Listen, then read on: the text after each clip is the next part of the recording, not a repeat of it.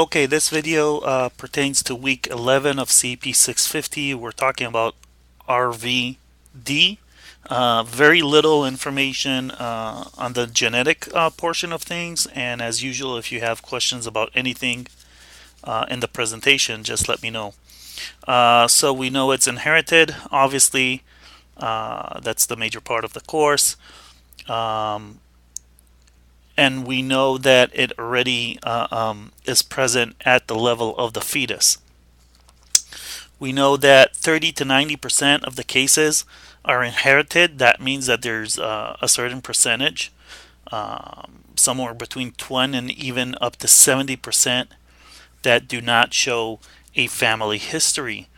And then these other cases, so to speak, that were not inherited, we have a different way of acquiring the disorder, and that's through viral infection, especially causing myocarditis, or an unidentified way of inheritance, meaning that it was not acquired through a viral infection, and we do not know the actual mechanism making it in a way idiopathic. We see that the greatest ratio is in Italian descent people. Did you notice that this is the second syndrome that pertains to me, although I don't have any one of them? We had European Jewish and then Italian descent. What's going on? Obviously, we're talking about the result of geographical clustering or isolation. The most common pattern of inheritance, is autosomal dominant. Once again, as you should already know by now, has nothing to do with the X or Y chromosome.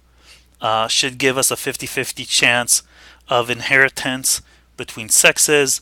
One copy of the defective gene is enough to have the disease. And we see that a very specific region within Italy, the Veneto region, has the highest prevalence of the of ARVD. Then we have a recessive mechanism of inheritance or pattern of inheritance that we find almost very specific to Nexus in Greece, where the pattern is autosomal recessive. Once again, not X or Y chromosomes, but you need two copies, one from the mother, one from the dad, to have the disease. It's an island, and it seems to be isolated in that sense. So you see that in their case, they also have very unique symptoms accommodating their condition, whereas they have skin conditions. You can see thickening of the skin, the palms of the hands, and soles of the feet, and then woolly hair. So woolly hair is not, a horrible symptom to have, but it's still a phenotype that is unique to these people. Thickening of the skin is not necessarily life-threatening in most cases, but once again unique to their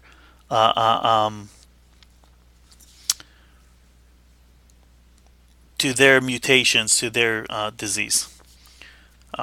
We see that we find abnormalities in several chromosomes. That's not something that we've seen much.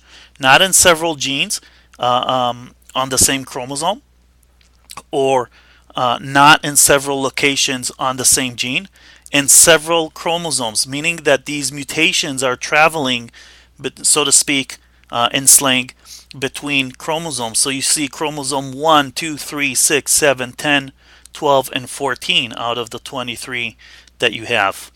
Okay, there is no single unique genetic abnormality Obviously, look how many chromosomes are affected or might be affected, which poses a great challenge in evaluating the familial background or the family-based mechanisms that are causing ARVD.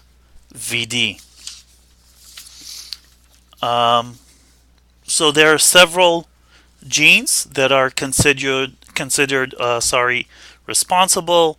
I don't think you need to remember the whole list, but just remember there's several of them leading to several symptoms and a wide range of symptoms too. So in this case, since genetic diagnosis is problematic because of the many chromosomes affected and many genes affected, it is estimated, not known, estimated to have a ratio of 1 to 1,000 at worst and 1 to 5,000 worldwide. Just notice when you're reading through the presentation that this condition is not completely inherited. You can also produce it otherwise. Then you see that the plakophilin 2, PKP2 gene is the most common location for mutations. And then the majority of them are of nonsense nature in the first axon. So that's what I have for you for ARVD. Again, any questions about anything regarding the presentation, send it to me.